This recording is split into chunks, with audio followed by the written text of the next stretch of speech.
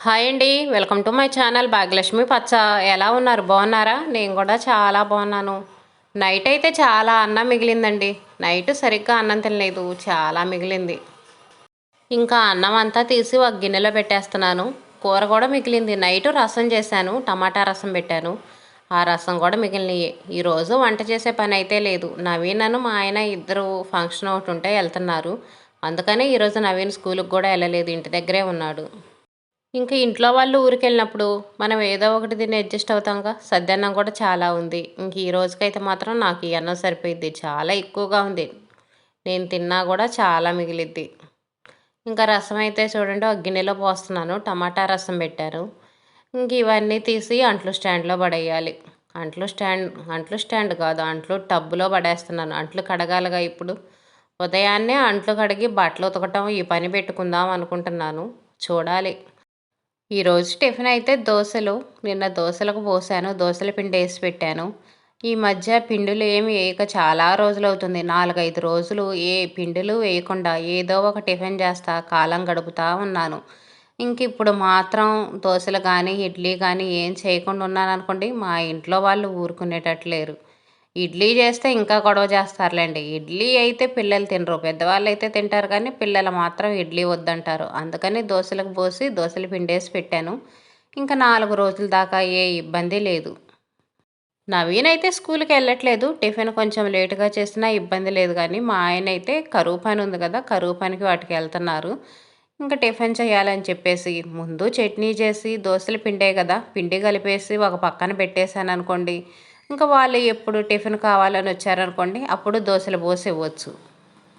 మరలా నేను బయటికెళ్ళి అంట్లు కడుక్కుంటా బట్టలు ఉతుక్కుంటా ఉన్నాను అనుకోండి, వాళ్ళు చేనుకి వెళ్ళాలా, లేట్ అవుతుంది, టిఫిన్ చేయమని వచ్చారనుకో, ఇంకా అప్పుడు చట్నీ చేసి మళ్ళీ టిఫిన్ చేసేటప్పటికి చాలా లేట్ అయింది. అందుకని ముందు చట్నీ చేసి పక్కన పెట్టేశానంటే ఇంకా వాళ్ళు వచ్చినప్పుడు దోశలు పోసివచ్చు, వేడి వేడిగా టిఫిన్ తింటారు.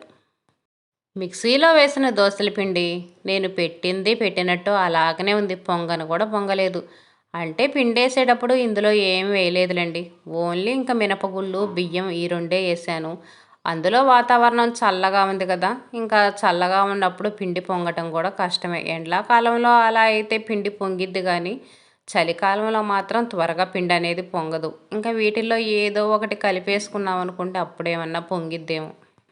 అలా కలిపినప్పుడు ఒక్కొక్కసారి ఏమవుతుందంటే దోసలు పోసినప్పుడు అడుగునేమో ఎర్రగా వచ్చేస్తున్నాయి, పైనేమో పచ్చిగా ఉంటున్నాయి. ఇదొక ప్రాబ్లం వస్తుంది. అందుకని పిండిలో అయితే ఎక్కువ శాతం ఏమీ కలపట్లేదు. కొంచెం రైస్ కలుపుకుంటే బాగానే ఉంటాయి కానీ ఇంక ఇలాగ చెప్పా కదా, ఈ ప్రాబ్లం అడుగున మాడినట్టుగా పైన పచ్చి పచ్చిగా ఉన్నట్టుగా అలా అవుతూ ఉంటుంది. ఏమి కలపకుండా గ్రైండర్కి వేసుకోవటం కానీ లేదనుకోండి మనం రోట్లో రుబ్బుకుంటేనే పిండి బాగుండిద్ది. మిక్సీకి వేసుకుంటే ఎలాగైనా సరే అంత టేస్ట్ ఉండదు. ఎక్కువ మినపప్పు పోసుకోవాల్సి వచ్చింది, పిండి అనేది ఎక్కువ రాదు. గ్రైండర్ ఒకటి తీసుకుంటే బెస్ట్ ఏమో అనిపిస్తుంది. చూడాలి, ఈసారైనా ఒక గ్రైండర్ తీసుకోవాలి. ఇప్పుడైతే నేను ఇంకా ఇదిగోండి చట్నీ అయితే వేసుకుంటున్నాను. చట్నీ వేసి తిరగమాత వేసి ఒక పక్కన పెట్టేస్తే ఇంక ఒక పెద్ద పని అయిపోయినట్టు ఉండిద్ది. చట్నీ తిరగమాత వేసుకోవడానికి కరివేపాకు కూడా లేదు. కరివేపాకు మాత్రం చాలా కరువుగా ఉంది. చెట్లన్నిటికీ ఏంటో ఇంకా తెగులు వచ్చినట్టుగా వచ్చి ఆకు మొత్తం ఎర్రగా అయిపోతుంది, రాలిపోతుంది. అసలు కరివేపాకే కరువైపోయిందండి. ఇంకెప్పుడు మార్కెట్కి వెళ్ళినప్పుడు లేదు కూరగాయలు తీసుకున్నప్పుడు కరివేపాకు ఇస్తారు కదా, ఆ కరివేపాకు తప్పనిచ్చి చెట్లకైతే కరివేపాకు అస్సలు ఉండట్లేదు. ఇంట్లో కరివేపాకు ఉంటే వేస్తాను, లేదనుకోండి కరివేపాకు లేకుండానే ఇంకా కూరలు అవి చేస్తూ ఉంటాను. లేనప్పుడు ఇంక ఎలాగోలా అడ్జస్ట్ అవటమేగా. దోసల పిండి అయితే కలిపి పక్కన పెట్టేశాను, చట్నీ కూడా వేసి పక్కన పెట్టేశాను.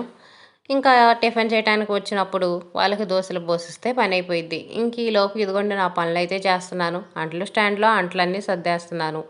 ప్లేట్లు, పళ్ళాలు, అవి స్పూన్లు, గరిటెలు అవి ఉంటాయి కదా, అవి అయితే ఇంక ఇక్కడ స్టాండ్ కనపడుతుంది కదా, వాటిలో సర్దుకుంటాను. ఇదిగోండి నవీన్ స్కూల్కి వెళ్ళలేదు. ఈరోజు మాత్రం హ్యాపీగా ఉన్నాడు. స్కూల్కి వెళ్ళని రోజు మాత్రం పెందలాడి నిద్రలేస్తాడు, స్కూల్ ఉన్న రోజు మాత్రం లేటుగా నిద్రలేస్తాడు. అందరు పిల్లలు అంతేలేండి. స్కూల్ ఉన్నప్పుడు మాత్రం వాళ్ళకి నిద్ర లేవాలనిపించదు. స్కూల్ లేకపోతే ఇంక మనం లేపాల్సిన అవసరం లేదు. చక్కగా ముందే నిద్రలేచి ఆటలకు పోవటమో, ఫోన్లు చూసుకోవటమో, టీవీలు చూసుకోవటమో ఏదో ఒకటి చేస్తూ ఉంటారు. ఇంకా గిన్నెలు, బాండీలు అవి ఉంటాయి గదా! అవైతేనేమో ఇంక ఈ గ్యాస్ బండ కింద అరమార ఉంది గదా! అక్కడైతే సర్దేస్తాను. పండగ దగ్గరకొస్తుందండి. బూజుల పనులు మొదలుపెట్టాలి. బూజుల పనులంటేనే చాలా భయమేస్తుంది. ఒక్కళ్ళమే బూజు పనులు చేసుకోవాలంటే నిజంగా చాలా కష్టం ఉంటది. ఇంట్లో హెల్ప్ చేసేవాళ్ళుంటే చెరొక పని చేసుకోవచ్చు కానీ ఒక్కళ్ళమే చేసుకోవాలంటే మాత్రం చానా కష్టం. కానీ తప్పదు ఏం చేస్తాం పండగలప్పుడన్నా చేసుకోవాలి గదా! ఇంక ఇదిగోండి అంట్లయితే బయటికి తీసుకొస్తున్నాను. ఇంకా అంట్లన్నీ కడగాలి. ముందు అంట్లన్నీ కిందేసి ఇంకా వాటర్ చల్లాననుకోండి బాగా నానతాయి. కడగటానికి గూడా మనకి ఈజీగా ఉంటది. అంట్లన్నీ బయటేసి నేను లోపలికెళ్ళాననుకోండి, కుక్కలొస్తాయి, కాకులు వాలుతా ఉంటాయి. అందుకని బయటేసి ఎక్కువసేపు ఉంచను. ఇంక వెంటనే కడిగేస్తాను. ఈలోపు నేను హాట్ వాటర్ తాగొస్తాను. హాట్ వాటర్ తాగొచ్చాననుకోండి, నేను అంట్లు కడిగేసి, బట్టలు ఉతికేసేదాకా నాకు ఆకలనిపిచ్చదు. హాట్ వాటర్ కూడా మన హెల్త్‌కు మంచిది గదా! అందుకని నేను ఇంక ఈ పనులు మొదలుపెట్టబోయే ముందు హాట్ వాటర్ తాగుతాను. పిల్లలకు స్కూలున్నప్పుడు ఉదయాన్నే ఇంక కుదరదు గదా! అందుకని ఇంకా పిల్లలు స్కూలుకెళ్ళిన తర్వాత ఇంక ఇంట్లో ఇలా పనయిన తర్వాత అలా తాగుతా ఉంటాను. అంట్లన్నీ బయటేసి గేట్లయితే ఏస్తాను. ఇంకా గేట్లేసామనుకోండి కుక్కలనేవి రాకుండా ఉంటాయి. కుక్క పిల్లలైతే ఇదిగో గేట్లకి అక్కడ గ్యాప్ కనిపిస్తుంది చూడండి. ఆ గ్యాప్‌లో నుంచి కుక్క పిల్లలొస్తున్నాయి. నైట్ పడుకునేటప్పుడైతే వాటికి పట్టాలవి అడ్డం పెడుతున్నాం. లేదనుకోండి ఇంక ఇంట్లోకొచ్చి మొత్తం గలీజ్ చేస్తున్నాయి. కుక్కలతో మాత్రం చాలా ప్రాబ్లమ్ అయిపోయింది. ఇంకా ఒకేసారి బట్టలు కూడా నానబెడుతున్నాను. టబ్‌లో కొంచెం సర్పేశాను. సర్పేసి ఇంకా వాటర్ పోసేసి బట్టలు నానబెడుతున్నాను. సర్పేసే నేను బట్టలు నానబెడతానండి ప్రతిరోజు. సర్పేస్తేనే నాకేంటో బట్టలు మురికనేది పోతాయన్న ఫీలింగ్ ఉంటది. సరిపేసి ఒక గంట సేపు నానబెట్టామనుకోండి, తర్వాత ఇంక బ్రష్ కొట్టి ఉతుక్కోవచ్చు. కుక్కలు చూడండి ఇక్కడే తారెట్లాడుతా ఉన్నాయి. నిన్నైతే కుక్క వంటగదిలోకొచ్చిందండి. నేను టీవీ చూస్తా కూర్చున్నాను. వంటగది వైపు మాకు డోర్ ఉంటది గదా! ఇప్పుడు నేను అంట్లు తీసుకొనొచ్చాను. ఆ డోర్ వైపు నుంచి వంటగదిలోకొచ్చింది కుక్క. కుక్కలతో మాత్రం పెద్ద ప్రాబ్లమ్ అయిపోయింది. ఇంకిప్పుడైతే ఇంట్లోకెళ్ళి హాట్ వాటర్ అయితే తాగాలి. కాసేపు రిలాక్స్‌గా కూర్చొని హాట్ వాటర్ తాగితే తర్వాత ఇంక ఈ పనులనేవి మొదలుపెట్టొచ్చు. ఇంక ఇదిగోండి ఇంట్లో మంచాలు, దుప్పట్లు, దిండ్లు అన్నీ తీసి ఎక్కడివక్కడ సర్దేశాను.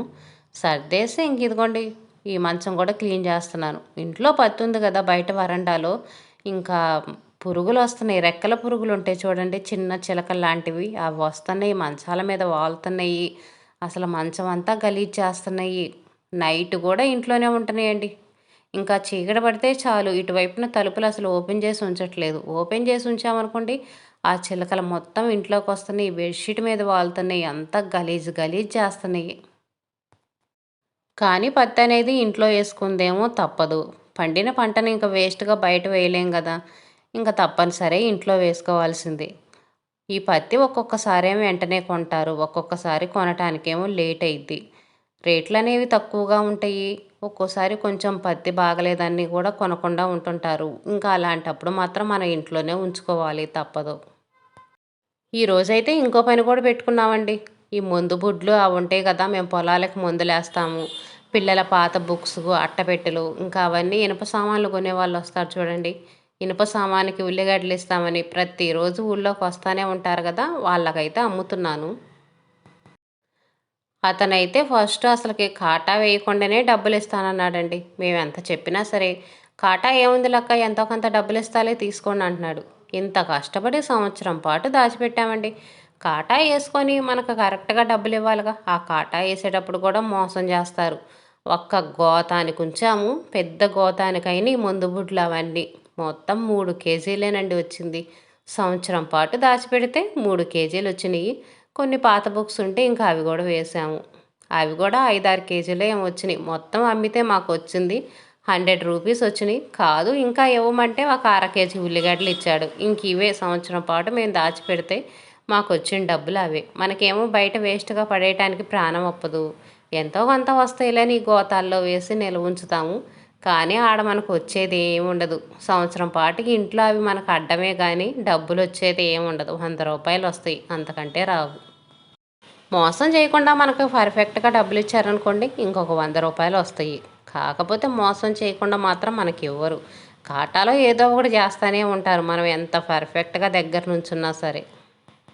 ఈ మెట్ల కింద మొత్తం ఖాళీ అయిపోయినాయి కదా! ఇంక వేస్ట్‌యి, పనికిరానియి అన్నీ బయట పడేద్దాంలే అని ఇంక ఇదిగోండి గోతానికేస్తున్నాము. అన్నీ పాత టిక్కీలు పనికిరానివి ఏవేవో చాలా ఉన్నాయి. ఇంకా అవన్నీ తీస్తున్నాము. ఈరోజు మాత్రం ఇంక ఈ పని అయితే పెట్టుకుంటున్నాము. ఎప్పటినుంచో క్లీన్ చేద్దాం అనుకుంటున్నాను. ఈరోజైతే అనుకోకుండా ఇంక ఇలా కుదిరింది. ఈ మెట్ల కింద మొత్తం తీసేసి ఇంక నీట్‌గా ఊడవాలి. పనికిరానియి, వేస్ట్‌యి చాలానే ఉంటాయి. మనమేమో అవసరమైతాయి కదా అన్నట్టుగా వాటిని అలాగనే పెట్టుంచుతాము. ఇంకా అవి ఎండకి ఎండి, వానకి తడిచి పాడైపోతా ఉంటాయి. ఇంక పనికిరానియి తీసి బయట పడేస్తాం. పనికొచ్చినయేమో కొన్ని ఇంకా అదిగోండి మెట్ల కింద పెట్టేసి ఉంచాము. ఇంక ఈ సంవత్సరం వచ్చిన గోతాలు అవి ఉంటాయి కదా! ఇంకా అవైతే మెట్ల కిందే పెట్టాను. వీటన్నిటిని ఇంట్లో పెట్టుకోవాలంటేనేమో ఇంట్లో అడ్డం. పైన బల్లల మీద ఏద్దామంటేనేమో ఎలికలతో ఇబ్బంది. ఈ గోతాలన్నీ ఎలికలు కొడతాయి. ఇంకేం చేస్తాం తప్పదుగా ఇంకిక్కడే పెడతాను. మెట్ల కింద చూడండి ఎంత వేస్ట్ సామాను, ఎంత పనికిరాని, ఎంత దుమ్ముందో చూడండి. చాలా దుమ్ముంది. ఎప్పుడో ఇంక ఇలాంటివి తీసినప్పుడే క్లీన్ చేస్తాం కానీ ప్రతిరోజు అవన్నీ తీసి క్లీన్ చేయాలంటే మన వల్ల కాదు కదా!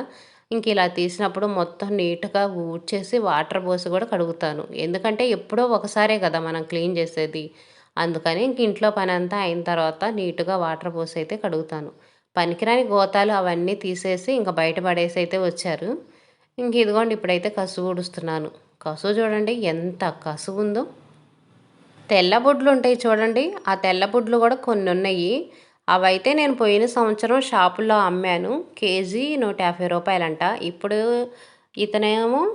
70 అడుగుతున్నాడు. చూడండి ఎంత తేడా ఉందో. ఊళ్ళోకొచ్చి కొనేవాళ్ళు అంతే చేస్తారండి. మళ్ళీ మనకు టౌన్‌కి తీసుకుపోవాలంటే ఇవన్నీ మోసుకొని తీసుకుపోవడానికి కష్టంగా ఉంటది కదా! అందుకని తెల్ల బుడ్లు వాటికి సెపరేట్‌గా ఉంచేశాను. ఇంకా అవి సత్తెనపల్లి వెళ్ళినప్పుడు అమ్ముకోవచ్చులే అని. ఇంట్లో పాత గిన్నెలు అవి కూడా ఉన్నాయి. ఇంకా అవన్నీ సత్తెనపల్లి వెళ్ళినప్పుడు ఒకరోజు మార్చుకొని ఇంకా మనకు కావాల్సిన వస్తువు ఒకటి తీసుకోవచ్చు.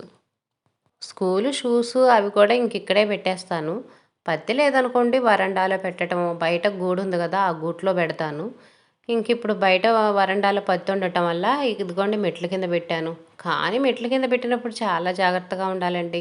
బయట పెడుతున్నాం కదా షూసు, ఇందులో ఏ పురుగులుంటాయో, ఏముంటాయో అని బూట్లేసుకునేటప్పుడు చూసి చాలా జాగ్రత్తగా వేసుకోమంటాను. పాత చీపుర్లున్నాయి కొన్ని. అవి కూడా తీసి పడేద్దాం అనుకున్నా గానీ, మళ్ళీ బయట కుక్కలు గలీజ్ చేసినప్పుడు ఊడ్చుకోవడానికి అది ఉంటదిలే అని ఇంకా ఆ చీపుర్లయితే మాత్రం తీసి సెపరేట్‌గా పెట్టాను. ఇంక ఇదిగోండి మొత్తం నీట్‌గా ఊడ్చేసి, ఇంక కసువయితే ఎత్తి కసువు బకెట్‌లో ఏశాను. ఇదేనండి ఈరోజు వీడియో.